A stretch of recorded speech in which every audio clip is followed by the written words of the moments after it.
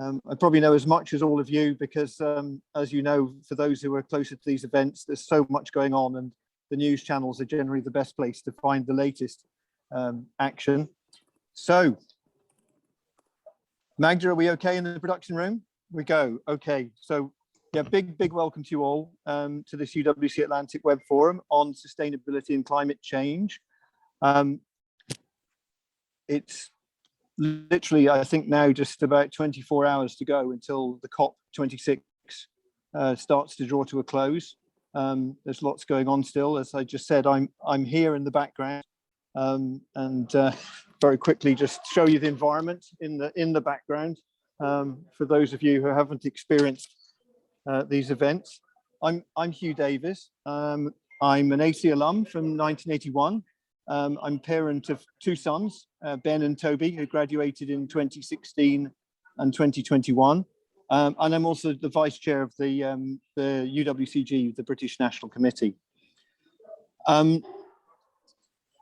Now, I think I'll do the housekeeping first, because then we can whenever we're sure everyone's on board, we can introduce the speakers. So a little bit of housekeeping. Usual things. Can you please make sure you stay on mute? I will go on mute because there's a lot of background noise when I'm not speaking, but if you can do the same, please. If you could also make sure that your name is in your screen, and if possible, your affiliation to UWC Atlantic, if you have one, or anything else you'd like to flag up, that would be great. We're going to talk for about 60 minutes, so we'll keep it tight, and when we come to Q&A, if you can really keep your questions tight, please, that would be fantastic. And as you saw on the screen just now, we're being recorded, so that our wise words can be shared on the college social media, so we hope that's okay with everyone. So do please stay muted unless you're actually speaking or asking questions. And please, yes, do use the chat function to share your thoughts and to share questions. It will help me build up a good line of questions for each of the speakers as we go along. And I'm sure there will be many things that you want to talk about. So that's the housekeeping. Let's introduce the speakers. First up will be Guido Schmidt-Traub. Guido has been very closely involved in the COP process over the years, I think, Guido, and has had many roles in the world of environment and climate. Do have a look at his LinkedIn. It's just amazing what he's been doing in this area, and I'm sure that will come out in his introduction. Guido's going to talk about where we are globally, the big picture, and to set the scene as we come to the close of COP26.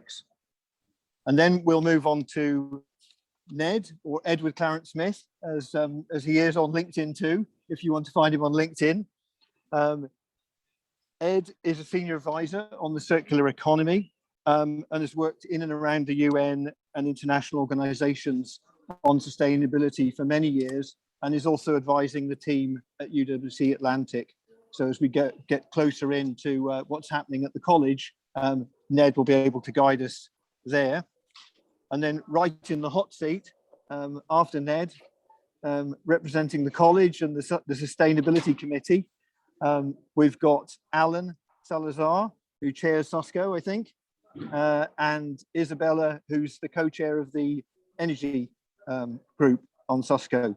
So they're going to take us through some of the great work that's happening in the college on measurement and plans, and how things are going in terms of implementing those plans to help us see what the college can do, and maybe get a few ideas about what we can do ourselves on sustainability. So the noise in the background here is building. There's a team doing some negotiation just to my right. So I'm going to go on mute and hand over to Guido and to give us the global picture of where you think we are, Guido. Thank you. Yeah, thank you so much, Hugh, and thanks for toughing it out in Glasgow. I just got back a couple of days. It's been really quite an interesting COP. So I wanted to just share some, which of course not over. And I think as always, all the tough issues are being left to the end. So I want to just briefly share my perspective. It's a glass half full perspective. I want to start with some of the positives, then highlight, I think, really some of the tough areas where we're seeing insufficient progress, and then maybe close with a few just reflections on what this might mean for Atlantic College and us as a UWC community. The framing, the context, of course, is that the science is very clear. Virtually every year we're getting new reports, and what they're showing is that, in fact, the impact of climate change, the impact of greenhouse gas emissions are worse than we thought on the previous report. We're just, those heat bars are sort of moving down further and further on the temperature bar. We know now already that at even 1.5 degrees Celsius, we would likely lose tropical coral reefs, warm water coral reefs. There are a few exceptions. And at 2 degrees Celsius, they will be gone. That wasn't the consensus just a few years ago. All of us are seeing the fires, the heat waves, also the extreme cold, which interestingly also is the polar vortex, as it's called in the US, I think. That's also arguably and most likely an impact of climate change. There are no decision makers that I encounter, either business or government, who seriously deny this. There's a couple of outspoken ones, but all the ones that I engage with say, look, we have a problem, what do we do? And I think there are 5 areas where there is significant progress. Number one is no country, not even Saudi Arabia, could come to the COP without a net zero pathway. And that's really important. So everyone is actually committing to net zero, even Australia did. Disingenuously, arguably, because there is no implementation framework, but even Mr. Morrison can no longer show up at an international meeting without a net zero pledge. That's incredibly important. The US-China announcement that came out today is also a very significant step, because given how difficult, let me say, the bilateral relationship is, antagonistic in every single regard, it is actually quite significant that John Kerry and Xi Jinping, the Chinese envoy, came with a joint statement. Not as detailed as we'd like it to be, but it's a significant mood shift. So that's also the plus side. If you add up all the commitments, if you add up all the net zero pledges, you're landing somewhere in the range of 2.4 degrees Celsius by the end of the century. That was the assessment that came out Tuesday, by the Climate Action Tracker. It's online. Climate Action Tracker, they are the global reference if you want to understand how your country is doing on this. So it's good, it's better than it was half a year ago, but it's not good enough. And of course, the big question is, will these commitments be implemented? Point number 2 is we're seeing lots of technologies moving in the right direction. The International Energy Agency put a report out saying for the first time that solar power was now the cheapest power available in almost all locations. That's very significant coming from the IEA, which is originally at its foundation, it's a fossil fuel interest group. We're seeing similar development on hydrogen, electrolyzers, battery-driven vehicles. Tesla is worth $1 trillion, whereas Volkswagen is worth 180 billion or so. Those are quite remarkable developments. More needs to be done, but I think it's reason for hope. Point number 3 is this COP was quite significant for the first time really talking about nature. So that's deforestation, food and agriculture. There was a Glasgow declaration signed by well over 100 governments for the first time, committing to ending deforestation by 2030. That's significant because obviously forests are important in their own rights. They're home and house to much of the biodiversity, but nature in the broader sense also accounts, depending on how you count it, between 30 and 48% of the emission reductions that are needed in order to stay within the Paris boundary. This is really very significant, and it's also significant that indigenous peoples have supported this deal, which wasn't the case in the past. Point number 4 on my list of glass half full items is that businesses, in my experience, are becoming much more serious about this. So the conversations that I've been having, and Hugh, I'd love to hear your views as well, are really about the nuts and bolts of how do you get this done. And that wasn't the case 2 years ago. It certainly wasn't the case in Paris, and significantly actually getting to see financiers now move in. Several investment houses signed the declaration, no banks. That's an important exception, and that's actually it's a cause for worry. something to be discussing with the bankers. There's a lot more that needs to be done, but that's also moving in a good direction. This is the glass half full or half empty. If you look at what the automotive industry has come up in terms of commitments 2 days ago, it is it was a phase out of the internal combustion engine by 2035. And most of the large automotive manufacturers did not sign this agreement. So that's also something that's really important. Greta Thunberg, that's point number 5, caused a stir at COP and walked into many meetings uncovering and shaming greenwashing that is happening. This is still quite widespread. And I do want to emphasize it because the advocacy from the Fridays for Future has changed the global climate debate.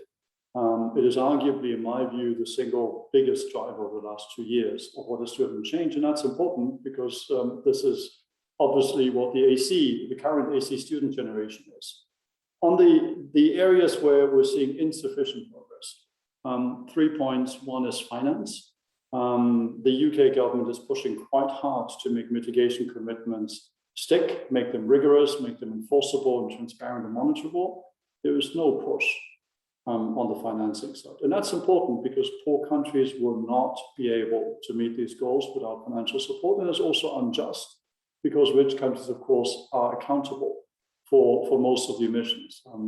One estimate suggests that the top 1%, the richest 1% of the global population are accountable for 15%, 15% of greenhouse gas emissions. The poorest 50% of the world population account for 7%. And that's, of course, half the world. So there is a huge injustice here, which really does need to be squared with finance. So climate justice is critical. And this is what we're not seeing enough progress. We're seeing a lot of warm words, but not enough action. The second big gap is adaptation and loss and damages. So there is insufficient support to countries to adapt to climate change. Think of Bangladesh losing a lot of its coastal agricultural land. And number 3 on my list is there is a trust deficit. There is justified concern that many state actors, in spite of their words, are not serious about making these commitments, about implementing these commitments. They're making them, but the question is, are they implementing them?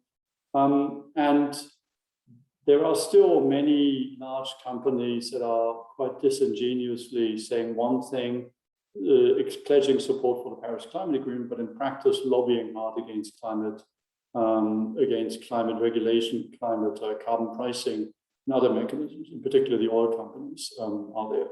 And this is really, really important to close. So what does this mean for an Atlantic college or for the UWCs? I think point number 1 is this is the defining issue of our generation. When Kurt Hahn founded AC in '62, it was about international understanding, preventing a thermonuclear war. Today, it has to be about climate change and the other crises, because if we don't solve this problem, we will not keep this world together in a safe and a peaceful place. It's just impossible. And the next 5 years are absolutely critical.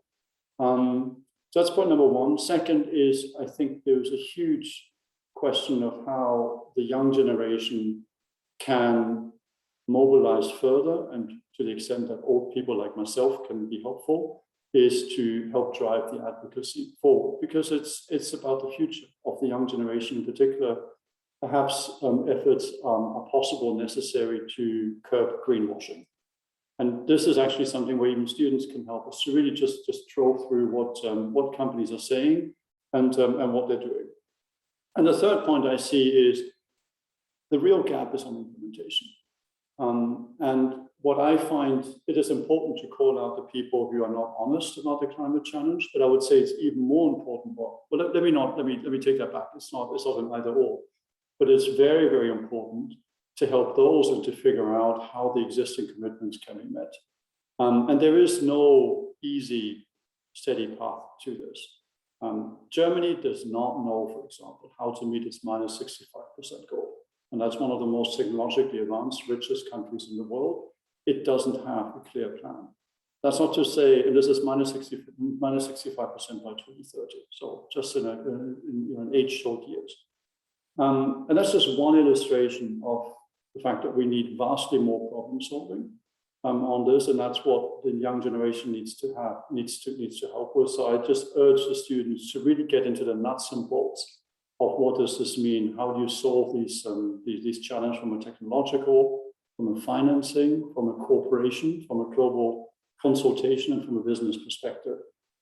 That is the most important challenge, and I think this is an amazing community that brings together current students, ex-students. Some of them are involved in these issues, others are involved in influence in other spheres of life. I think it's for us to think through what it is that we can do, what it is that we can do together. So with that, Hugh, I hope that was a useful starting point for our conversation. Back to you. Fantastic. So so many points. I daren't try and paraphrase in any way, but great to hear the goods and the holes, the things that are still frustrating, and then that move to what can we do in the context of a college. And what a great point to bring Edward in to talk about the things at the more personal, local level, and how you've been involved in that. Ed, over to you.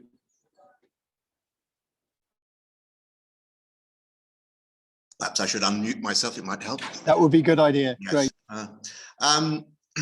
Well, I guess Guido gave us shall we say, a glass half full kind of look at the thing. I have to confess that I have a very glass half empty view of COP negotiations. I mean, I've been sort of following them from the edges. I'm not a negotiator. I've never been a negotiator.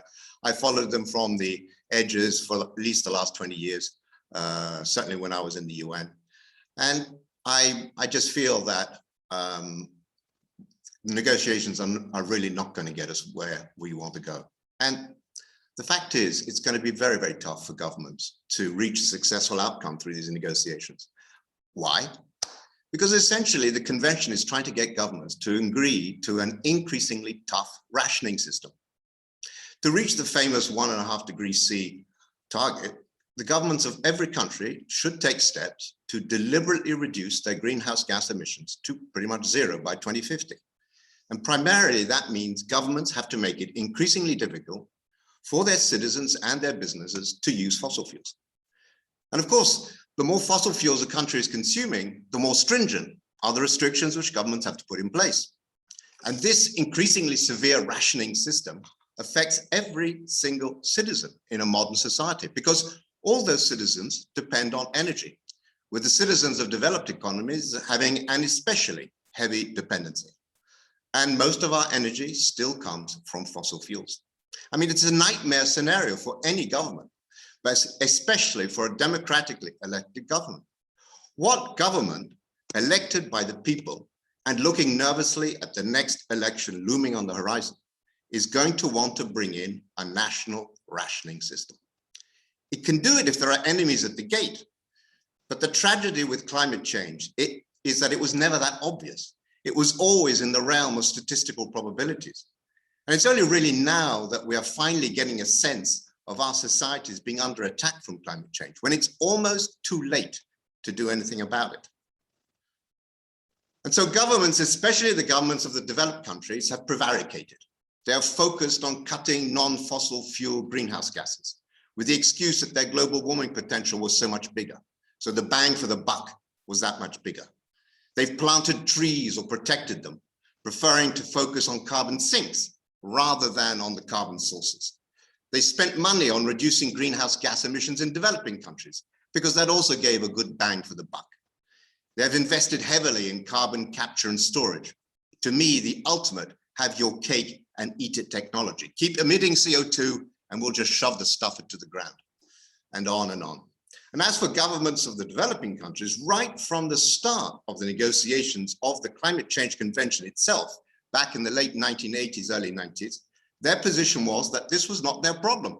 It was created by the earlier development of developed countries. So it was for the developed countries to clean up the mess.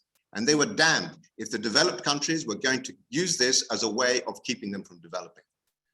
Now, that position was pretty correct 30 years ago, but it's not true anymore. And anyway, climate change will impact their countries more than the developed countries.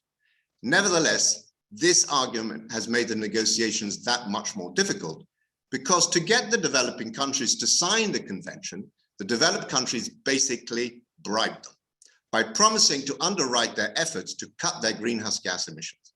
And ever since, much precious negotiation time has been wasted with arguments about how much money the developed countries should cough up. Now, looking at what's coming out of COP26, I frankly am not sure I'm seeing any real change of direction. Focus on methane, focus on trees, arguments about how much developed countries should pay, a lot of posturing and finger pointing. For me, COP business as usual, really. All right, so what do? We, individual citizens, what can we do? Well, we take our destiny into our own hands. We let our governments keep on negotiating. Some good will come of it. But in the meantime, let's roll up our sleeves and let's get stuck in. Now, while the problem is still mostly owned by the developed countries, my message today is to all us members of the global middle class. To be sure, that includes a very large portion of the citizens of the developed countries, but it also includes many citizens of the developing countries. We members of the global middle class have similar lifestyles which are fossil fuel heavy. It is up to us to go where our governments fear to tread. So what do? The first thing we need to remember is that we have, as individual citizens, many points where we can act. But let's start with what we do in our personal lives to reduce our carbon footprint. And later I'll talk about what else we can do. The first thing we need to do is to measure our carbon footprint. And there are plenty of websites which offer simple to use software. They are accurate enough for our purposes. Once we have a carbon footprint, we can see where our biggest emissions are. That's where we'll want to take action to reduce.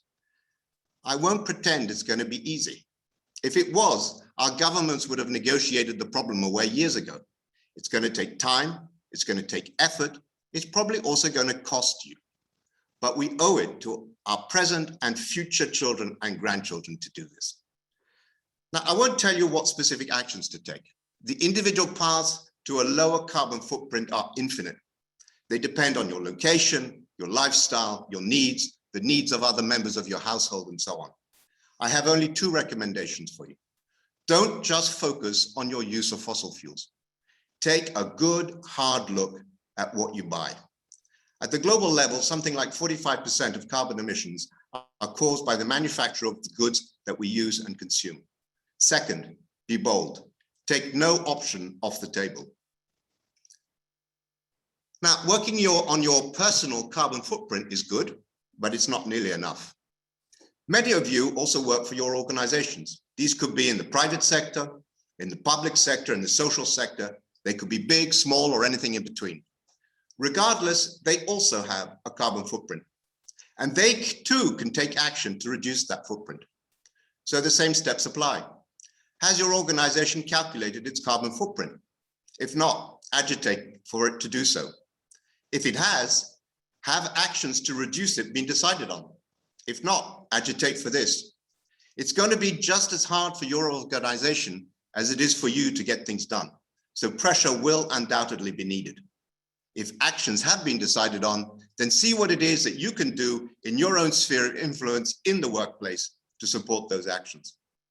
And if your organization is dilatory, vote with your feet. Get another job. As I said, no option is off the table. What else can we do? Those of you with investments in the markets need to have a good, hard look at your portfolio. And when necessary, you need to shift your investments into those with lower carbon footprints. And you need to tell the companies you are divesting out of about your decision. They need to know that their actions are driving investors away. And those of you who are members of pension funds, you need to check if the pension board has a policy of divesting out of fossil fuel heavy investments. If not, agitate for them to do so. Get elected onto the board if necessary. Like I said, no option is off the table. What else? Those of you who live in a political system which allows you to vote can use that vote. And I would suggest that we are now at the point where the traditional hues of political parties, blue, red, yellow, green, or any other color, it's irrelevant. The only thing that should count is their position on climate change. Focusing now on the usual political quarrels is like shuffling the deck chairs around on the sinking Titanic. And why not? If none of the candidates you can vote for are satisfactory, stand yourself on a climate platform. No option is off the table. And of course, you can get actively involved in whatever fashion you can in the work of political parties which are committed to really doing something about climate change. Many of us can have an influence on the political system in other ways: membership of committees, formal meetings with government officials, even informal ties of friendship.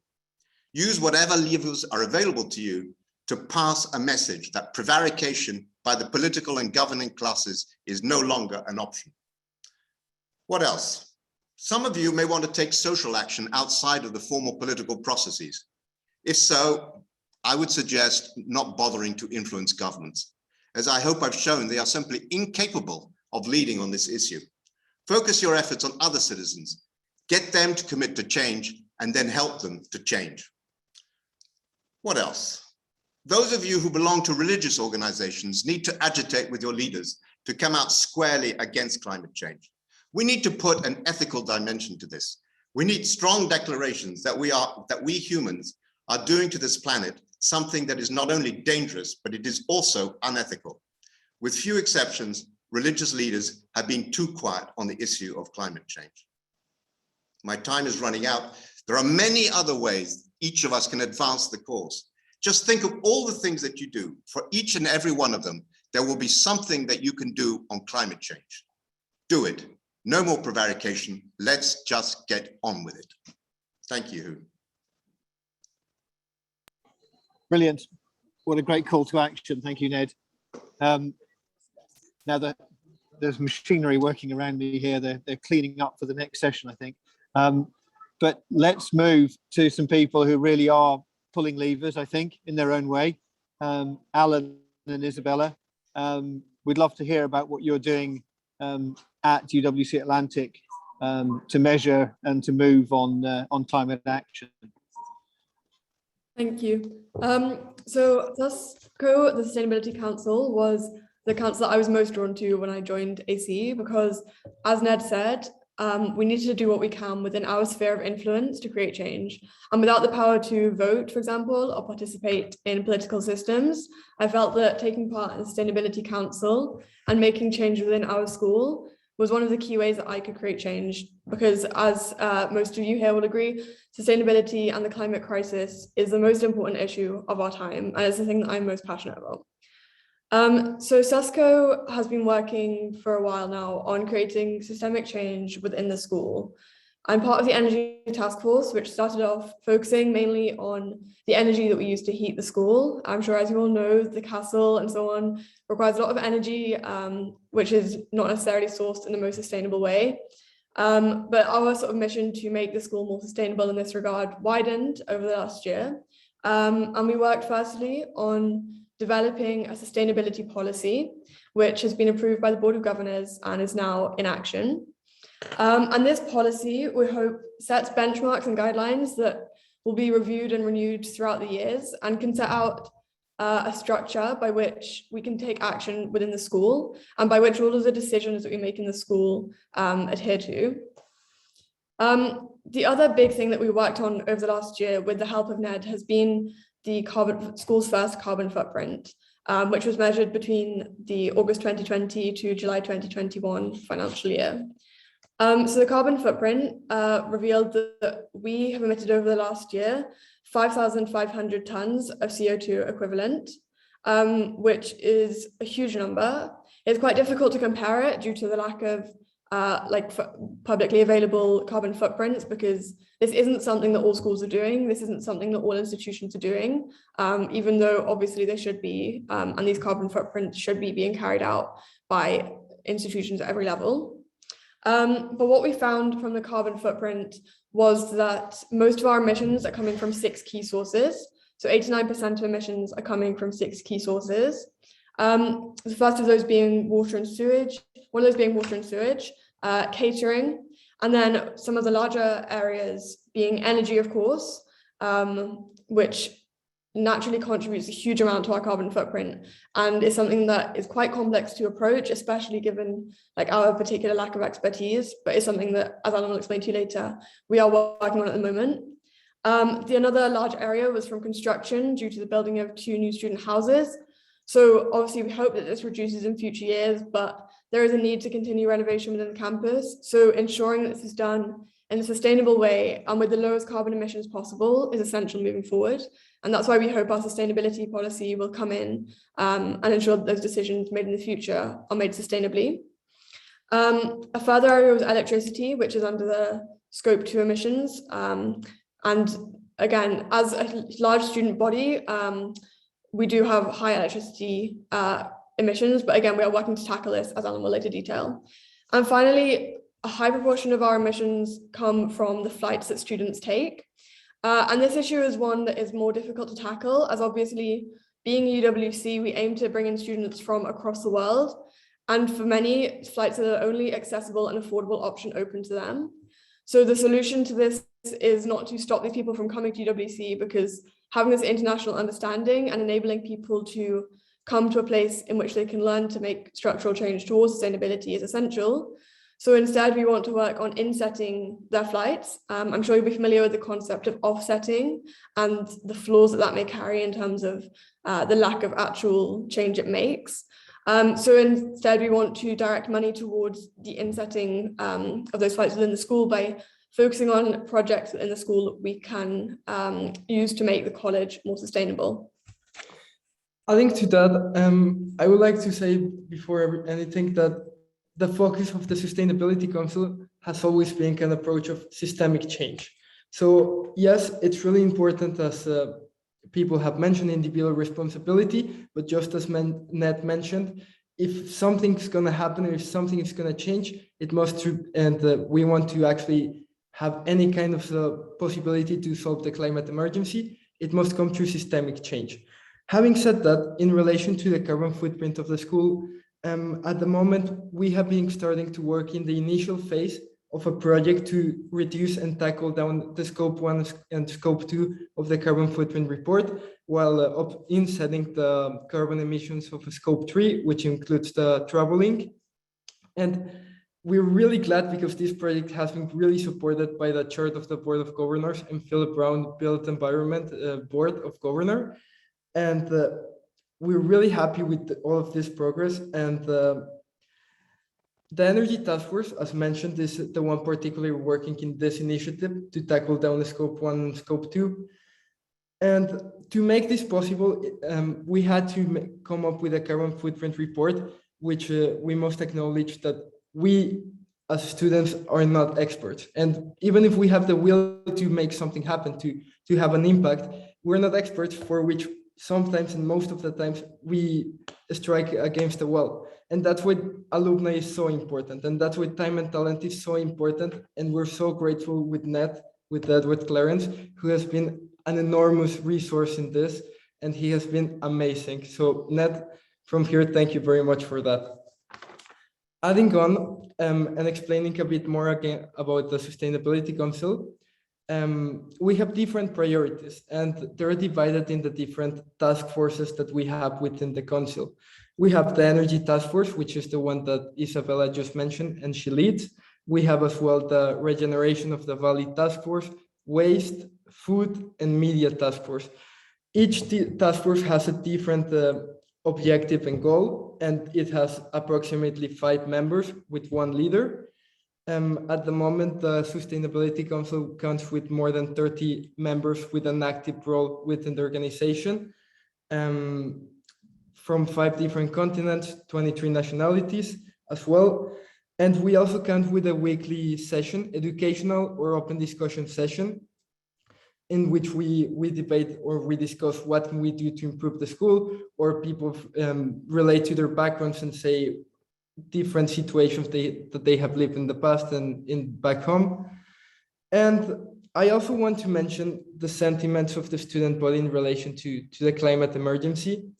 And we want to share with you that tomorrow we as the student body will making a strike in relation to COP26. As Ned said, not enough action has been taken, and we take this quite seriously.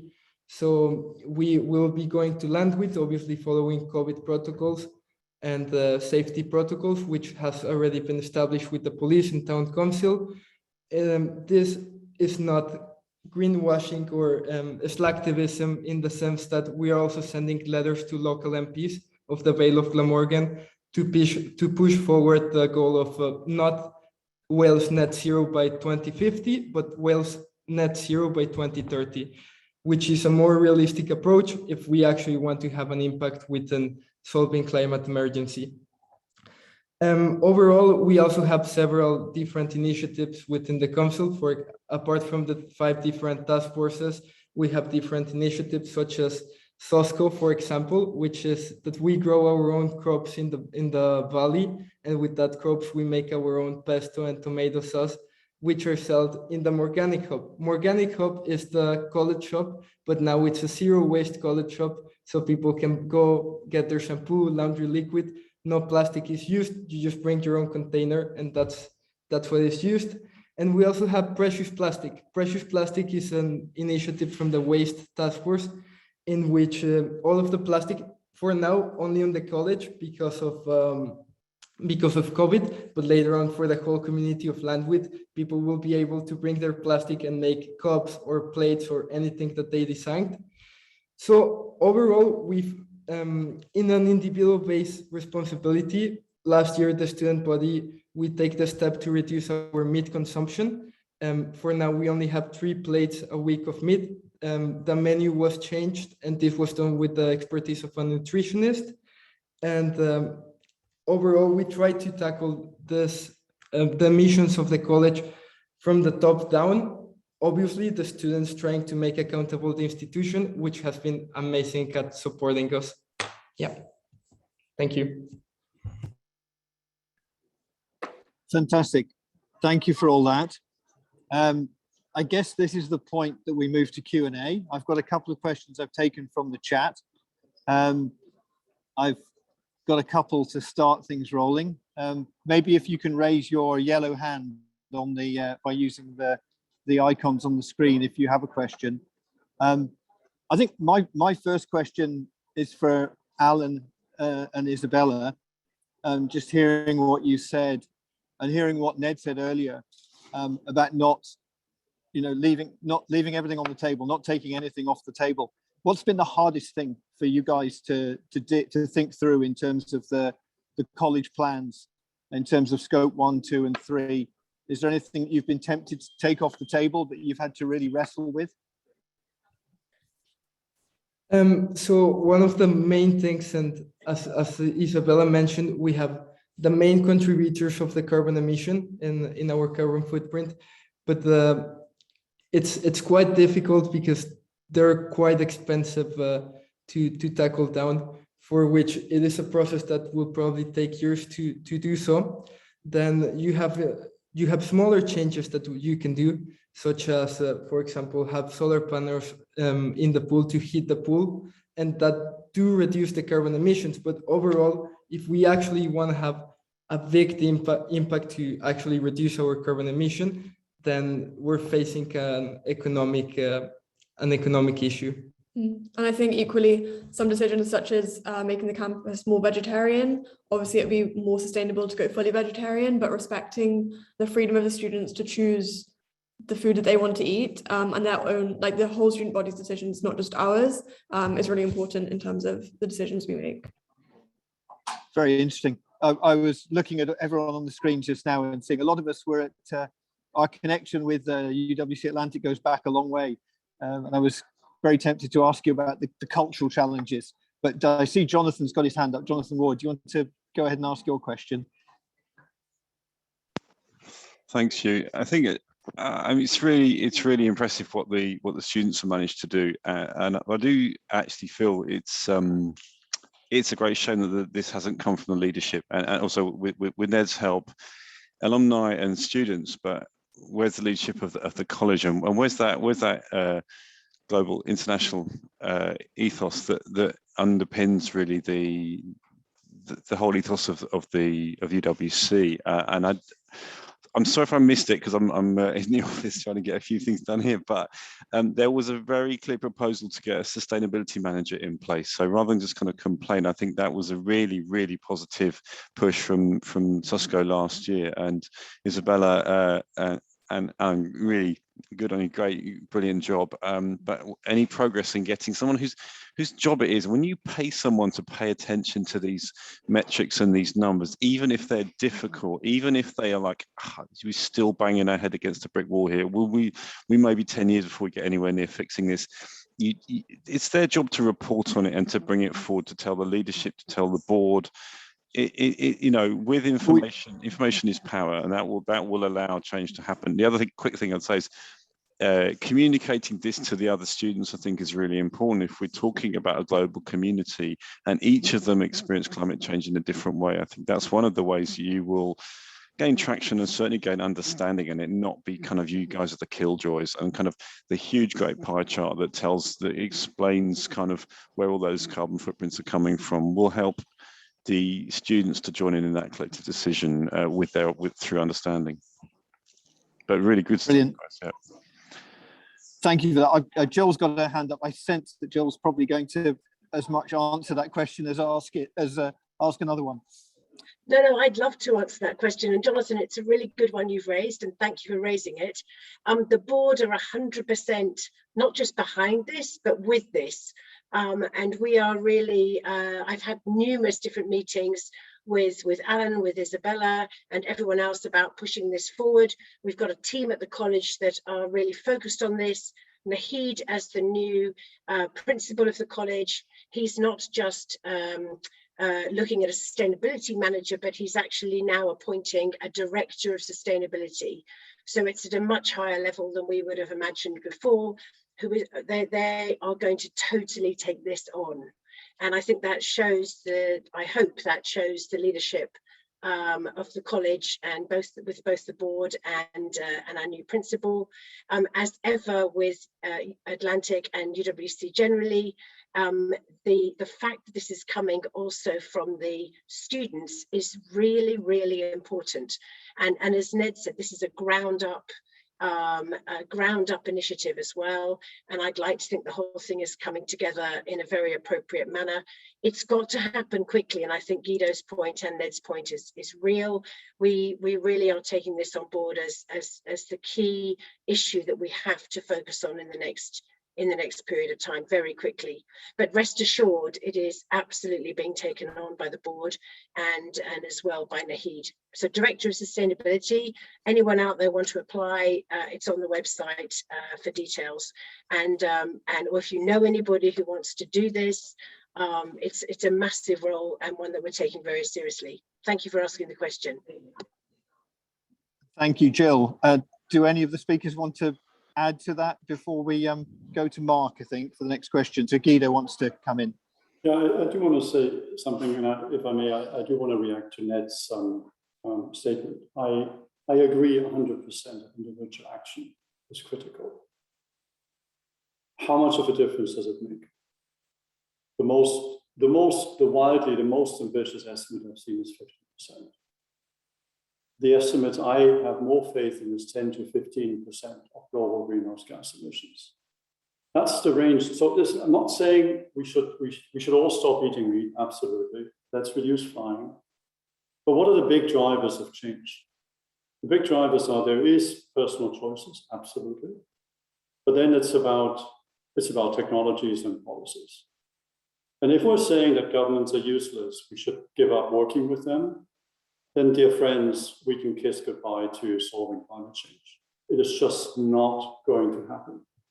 If you look at the tough decarbonization challenges, it is you have to decarbonize aviation. It's only 5% of emissions growing very fast.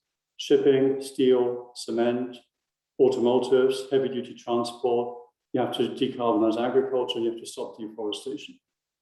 There isn't a single one of these challenges that can be solved by individual behavior change alone.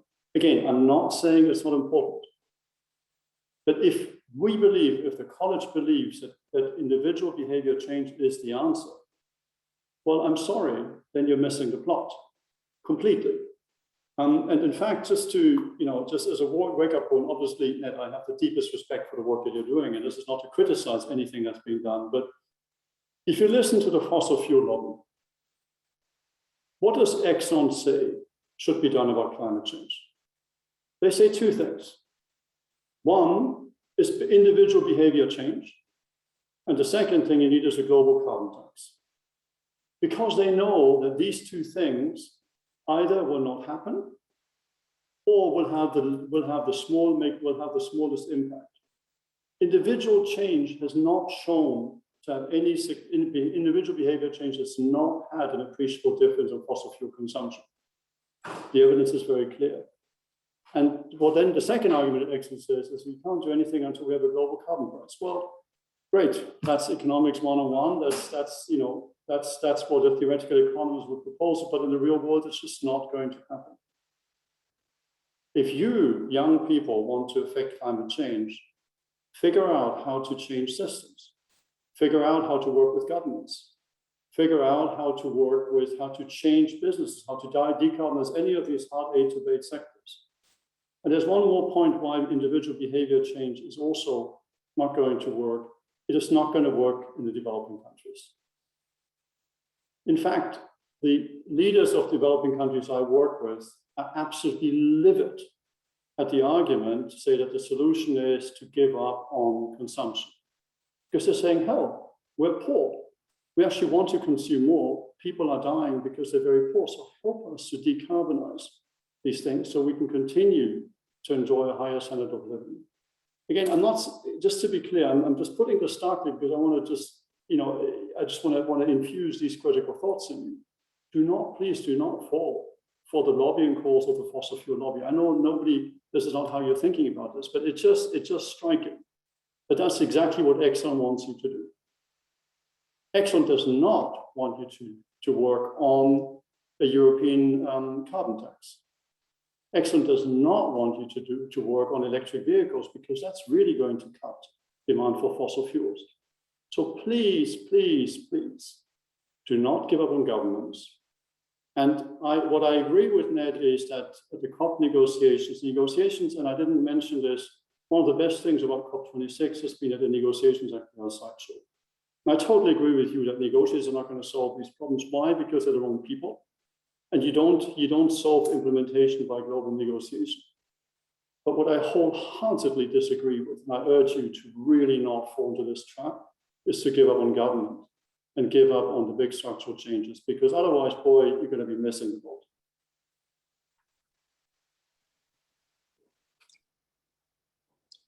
Now we can go to another question, or Ned, do you want to respond? But I think that's a very strong point there from Guido on the need to keep lobbying and keep working on governments. I think there are 86 at least UWC alumni at COP26, and a few of us are meeting up later on. So I'll definitely take that thought back to them. Let's go to Mark. Mark, you've been waiting patiently with your question. Waiting patiently and listening intently, and I couldn't disagree with anything you said there, Guido. I think systems change is critical. Leadership from government, and as Edward was saying, we need to be challenging institutions and governments. I think the thing I would say, and is we need to make the future much more aspirational as well, so that it's about positive change. And I felt more uplifted as a result of hearing the students talk about what you're doing. But I wanted to ask anybody really as students about what are the positives that you've seen from the interactions or the changes you'd like to see. Just the way that we're articulating the future is often very negative. And I think it will be easier for governments to bring about the changes that we need through policy and sell to a broader population who aren't as interested in positive change as many people here, and the amazing 86 people. So some examples of where that can where that's existed in AC or elsewhere.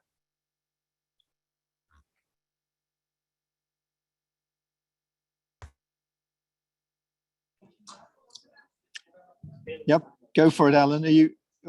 Yeah. So I think that's a really important point. Sharing the message, especially a message which is backed up by actions.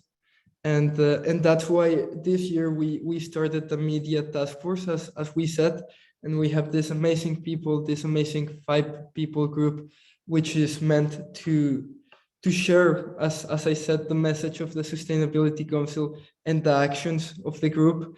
And I mean, I think we all can agree that the best way to lead a movement is through action and example.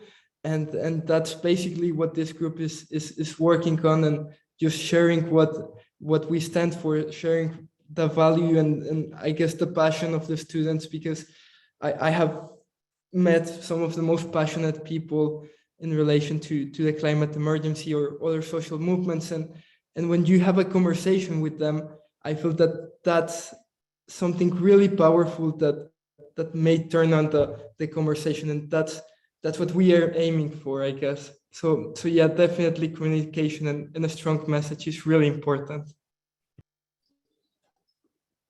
Thank you. Let's go to Luca. Luca, you've had your hand up for a while. Hi, can you hear me? We can. I just wanted to bring up one thing and I don't know if I want to call it a warning really to everyone, but it's remember leverage.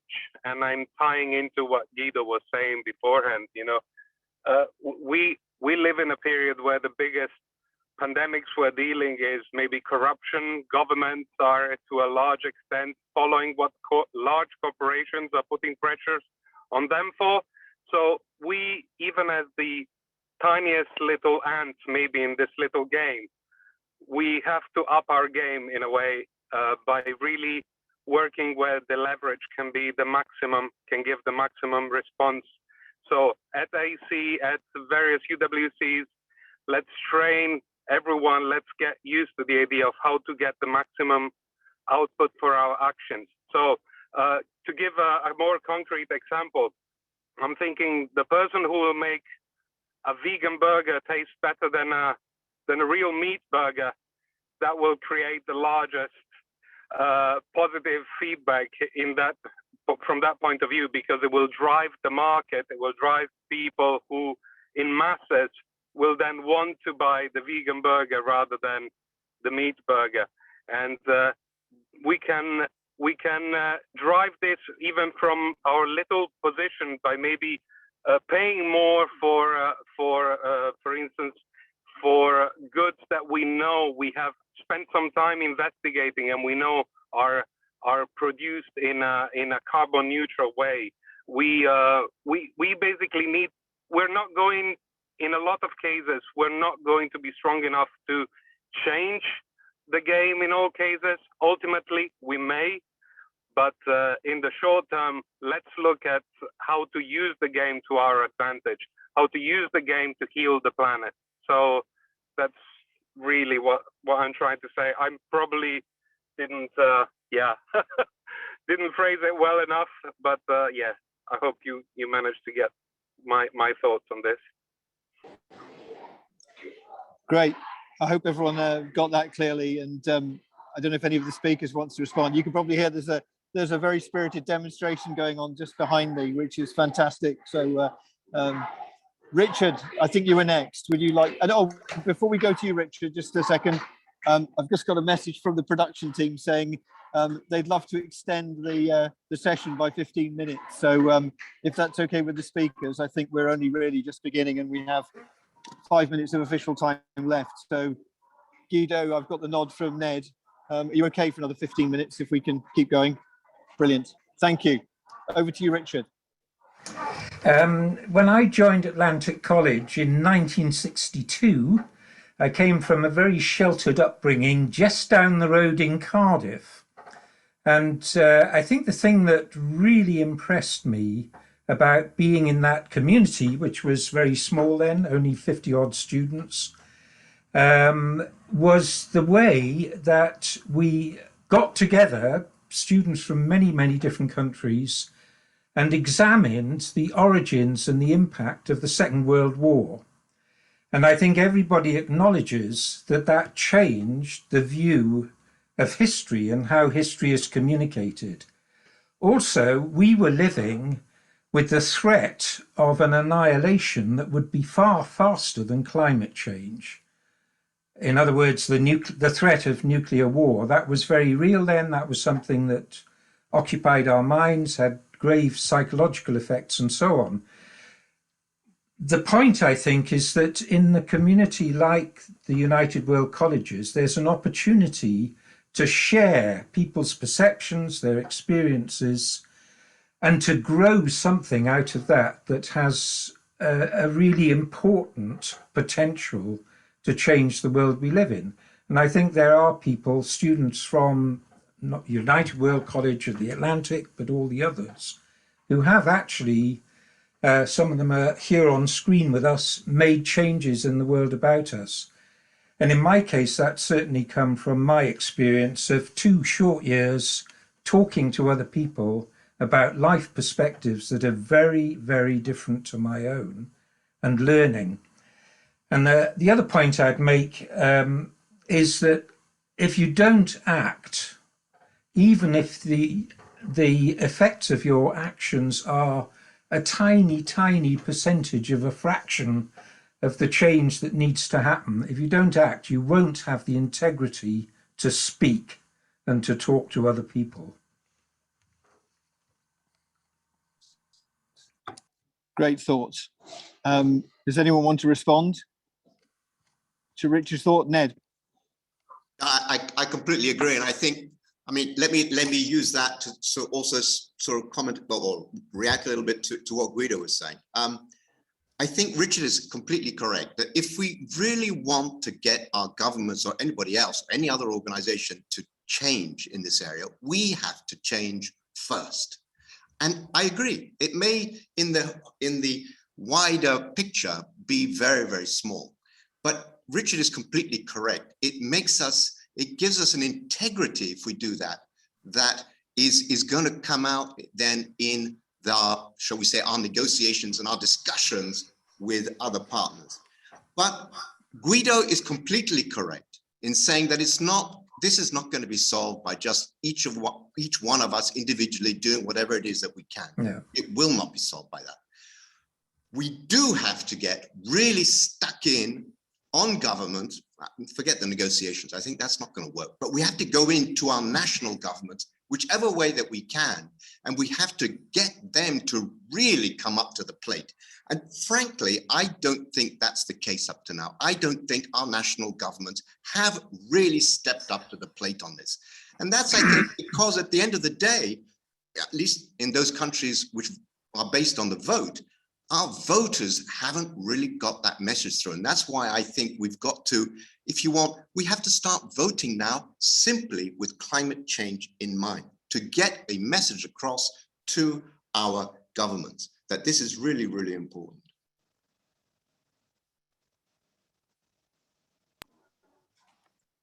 Fantastic.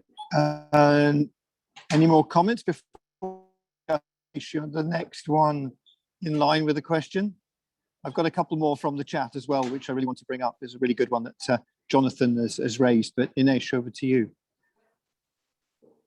Are you hearing me? Ines, is it Ines? You've got your hand up. Yes, sorry, hello. Yes, it's Ines. I mean, I know that we should have faith in our governments, but even by acting as a group, I'm not sure if they are going to act and understand that this is a real big issue, because I don't know, like, if they're going to be failing us again, like not taking this enough seriously, even with the whole COP26 thing. I can see Guido and Ned both nodding. Guido wants to take it. Just to try and make, so I agree, and I think, I don't think Ned and I are fundamentally disagreeing. This is an and proposition. If you want to affect change, just to make this concrete, just to share some experience or some examples from what I'm literally experiencing day to day. One way is to think about how to amplify what Greta is doing, because that really has changed policy. Angela Merkel has shifted policy stance as a result of Greta. It's a phenomenal achievement. And we need this bare-knuckled advocacy. There are many examples, the history of how we managed to control AIDS in Africa, started with hard-headed advocacy, people who pour blood over Al Gore, accusing him of having the blood of Africans on the hand. And sometimes you have to take to these measures. That's point number one. But let me just also give you some sort of specific examples that we're grappling with right now. Number one is we're trying to figure out what the German government should specifically do on curbing nature loss. How do you curb biodiversity loss? And this gets into the nuts and bolts of how you actually align different sets of policies. What are the specific incentives, fiscal incentives or tax incentives, regulation that should be used? It's a really, really tough issue, and there is nobody right now who's got a very good answer. That's one example. Another example is working with the Namibian government on developing their green hydrogen strategy. Green hydrogen has to be the fuel of the future. For certain applications, steel, cement, etc. It could be a huge driver of economic growth in Namibia, and it could basically help the whole southern African community, SADC community. What do we need? We need people who've got project finance expertise, who know how to do this. We need people who can work with local communities to get their buy-in and support for these mega projects. We need people who can do the financial structuring internationally. We need people who can design the policies. I'm literally looking for people right now, and I don't find enough good talent. Another example is we're working with one of the largest private equity funds that wants to align itself 100% with the Paris Climate Agreement. So private equity are the people who invest in companies that are not listed on stock exchange. It's a $5 billion fund, pretty big, but tiny, of course, it's a small share, but it's the first one. I'm desperately looking for more people to work on the team to design the climate impact framework. Those people need to know something about the various technologies. They need to know about private equity. They need to know something about communication. Next example is we're trying to do a behavior change program for to cut the consumption of meat. It's one thing for each one of us to say, how do you do this? It's quite another to do this at the level of a country. I can't name the particular country in question. It's a European country. But just bear in mind that the Green Party in Germany, when they called for 1 day per week of no meat, 1 vegetarian day per week, this was 8 years ago, they lost 7 percentage points in the polls from the Green Party voters. So how do you do this? How do you nudge people? There's a whole field out there. I'm just giving, I could go on and on and on and on. There are many examples where I feel where you actually need very specific skills and interests. And what I really urge you to do, if you want to have impact, talk to the people who stand there. I'm happy to, you can always reach me, there are others. Ned has got a wonderful experience as well. But find the levers where you can have the biggest impact. By all means, stop eating meat yourself. But understand some of the problems that you feel passionate about and figure out how to solve it. And the person who can figure out, and there's going to be a coalition of people figuring out green hydrogen for Namibia, you're going to do a massive service to Namibia. You're going to do a massive service to the world. But it's really, really, really hard. And we are right now, for my company, we're looking for people with these skills. We're just not finding them. There aren't enough people. The jobs are out there. We just don't have enough people to have the skills. And that's my message to you. Think hard about the skills that are needed. Think about how to build them. And I really would like AC to be a launch pad for that. By all means, start with the behavior change, the sensitization. It's important. But what is even more important is to figure out what is it you're going to study at university? What are you going to do? Because it's your 9 to 5, and unfortunately, it's not a 9 to 5 job. This is more like an 8 to 10 p.m. job. That's what's going to make the big difference.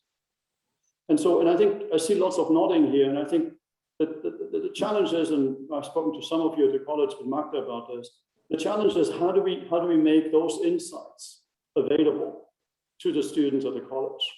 You're probably not thinking about green hydrogen in Namibia, but it's one of the most exciting system change opportunities out there. How do we make that available? And that's something which I'd love to be a small part of that engages on. And this is just to complement the Ned and the Guido vision of system change, because together this is right. And obviously we need to lead by example. I'm totally with you, Ned, on that. But please think, you've got an amazing, you've got all your working life ahead of you. Think about how you can have the biggest impact. And it really doesn't matter if you are inclined toward engineering or politics or finance or art, because guess what? We need all those skills. And every one of those fields of endeavor can have a huge impact on climate change. And that's the opportunity that we need to seize. And it's also, and on top of that, you not only are you saving the world, but you're also going to have a lot of fun in your careers. But you need to become very hard-headed about what are the skills you need, because otherwise you won't get a job at my company or other companies, because we need hard skills, real skills to solve these problems. Great, Guido. I think you've really helped me here in terms of moving to some of the questions on the chat. And I know one of them you'll probably want to comment some more on, but Jonathan's had a couple of questions. The one I would like to pose to, and maybe this is one for the students and for Ned, and maybe one of the staff, if there's anyone from the staff on, is climate change and carbon literacy a core part of education at UWC, at Atlantic College, and in the IB? So I think sort of the short answer to that is no. I think there are optional courses such as environmental systems, which we have offered at the college, and has some amazing teachers, which are available to students who want to choose that path. And it's obviously mentioned in subjects like biology and global politics. But I think the sort of wide-reaching, focused climate and carbon literacy education is missing from the IB curriculum as a whole. And I think that is definitely something that we should be working on, so that young people are getting the climate education they need, because we're just not equipped with the tools that we need to tackle these issues. We're not equipped with the expertise. So it's obviously difficult to make that change without that. Something that we have further discussed is that in our community, so many times we have a wider student body that it's quite informed about the climate emergency and the impact that it has. And it's something that we have further discussed, in the sense that until what point are we actually conscious? When are we conscious when we know that the information? Are we conscious when we know the hard facts? Are we actually conscious if once we have all of this information, we don't actually make any individual change, or we don't actually approach our government to make an impact or a certain policy? So it's something that we have further discussed, and we at least to a personal level, I don't believe that someone is actually conscious if they haven't made any type of change in their after this realization. And I think that having a curriculum that understands this, and that not just gives you the numbers and the figures, but in a more tangible way shows you the importance of the land. And reconnect, for example, for now a program called the Change Makers. Change making curriculum is starting at AC, and we have a curriculum of it was last year called Reconnecting with the Land. Now it's called Political Ecology, for example, and people actually immerse in the sense of how to get things done and the importance of the land. Or for example, working at the valley, it's also part of a CAS, and people actually harvest and have their own crops. And it's quite incredible to, I mean, it might sound silly to some people, but a realization that we have is the food in canteen come from a place and it was grown somewhere. And I know it might sound really silly, but it's quite impactful, and it does have an impact in us.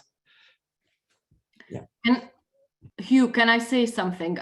Because it is connected. This is Kate Winter, Vice Principal. I actually wanted to say this when Guido was talking about the skills and what we are trying to do with the change maker. So it's great that Ellen started talking about the change maker curriculum, but the skills that the new generation of students or employees need for the future, those people that you cannot find now on the market, hopefully those will be the students that we will be educating through the change maker units. I can see there are some teachers actually on the call who are teaching the ocean systems and the coastal management course, which is actually skills based and goes away from the IB, or trying to do more practically. And I think the students, I'm so glad to see last year's Sustainability Council students on the screen, because that means that we have changed them and they are committed. Yeah, it's just like they were all nodding when their first years, Ellen and Isabella, were talking. That is nice, because what we started with Isabella and Jojo and the others, that has changed their life. It continues. I told our students, our current students, a few years ago how great what the students started, and it is continuing with the Changemaker curriculum. So the change is here. And I do believe that in a few years' time, we have these students employed, hopefully in those organizations where where Guido and others would want them to change the governments, and that is where AC should be the leader again, having something with the new vision with Nahid on the screen. On the scene. I just wanted to say that he cannot be here because he was just coming back from the heads conference, UWC heads conference from Germany. So that's the reason why he's not here. But what Jill said, we are there, we are fully supporting them as leadership, and we are trying to push with the new education vision, something that puts sustainability in the center. You will hear more about it, and I'm hoping that alumni will support us, because this is one of the most important in conversations talks that I have participated. And thank you very much, everyone. Sorry, I just kind of jumped on it. Thank you, Kate. That's great. We always welcome your response. That's brilliant. Thank you. We've literally got 2 minutes. Peter's got his hand up. Peter, can you create the sort of the final firework of the whole session with your question? No challenge. There he is. Hello, my name is Peter Poole, and I'm in the Rocky Mountains of Canada. Very grateful to all of you. Just a little recollection for Isabella and Adam or Alan. Thanks so much for all you're doing. Thank you. Now, thinking back a few years, in the mid-70s, we had a Russian physicist who was teaching at AC, Alexandrovich Tamarin. And Alexander and a few others started building the first windmill, a very primitive windmill on the seafront at AC. It wasn't because the leadership at the college pushed us. It was because of the lovely camaraderie between students and teachers, aware that we needed alternative energy at that time. This subject has been one that has gripped many of us for decades and decades. Some of us learned activism while at AC. Some of us brought activism with us when we went to AC. And there are people like me who've pushed against the wall in a big fossil fuel producing area for decades and decades. And you will do that too. And as you do it, you need to tend your spirit. We need to be grateful to one another, grateful to the challenges that we are able to grasp, and we need to tend the spirituality that is deep within each one of us. It is that you spoke of so beautifully, Alan, in your connection to the land. It is the life that we live within that supports all of us. And what each of us are doing in our efforts to work on climate change is to support life on Earth for one another. It does take hard learning. It does take earnest skills, and it takes our spirit. At AC, we had a governor who was a bishop to the Queen. He helped bring the sense that you can be an activist, an adventurer, a brilliant scholar, an athlete down at the beachfront at 6 in the morning, and you could combine it together in your life as your life journey. Please weave together your mind, your spirit, and your body. And if each are strong, then I believe you will endure the despair that we all feel. Thank you.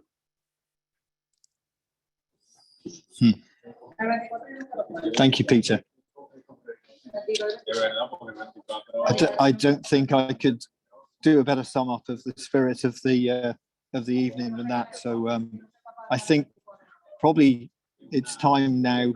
We're over time, well over time, to say a big thank you to the speakers, to Guido, to Ned, to Alan and Isabella. Thanks for all you're doing in your lives as well as in the college.